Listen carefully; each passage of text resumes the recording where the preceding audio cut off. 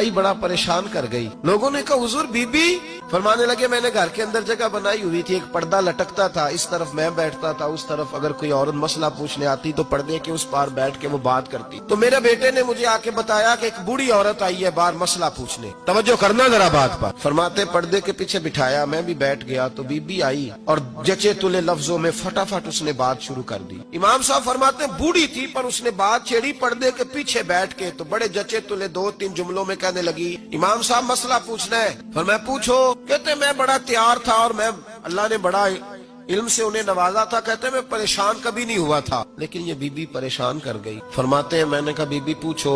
कहने लगी हुजूर मैं मेहनत की कमाई से रोटी खाती हूँ, चरखा रखा हुआ है, सूत काट के उसकी कमाई खाती हूँ, सारा दिन मजदूरी करती हूँ, कभी कभी काम रह जाता है तो 14वीं के चांद की रोशनी में छत पे बैठ जाती हूँ, तो चरखा काटती हूँ। बादशाह का लश्कर मेरे करीब से कभी कभी गुजरता है, उनके पास बड़ी बड़ी लालटेनें, बड़े बड़े उनके पास रोशनी के बंदोबस्त होते।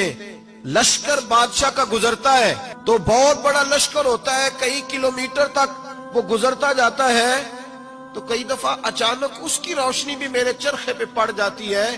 मसला ये पूछना है कि उस रोशनी में जो मैं सूत काटती हूँ उसकी कमाई मेरे लिए हलाल है कि हराम है। इमाम अहमद बिन हंबल फरमाते हैं मैं तड़प के रोया। बीबी तो कभी किसी ने पूछा ही नहीं, इतनी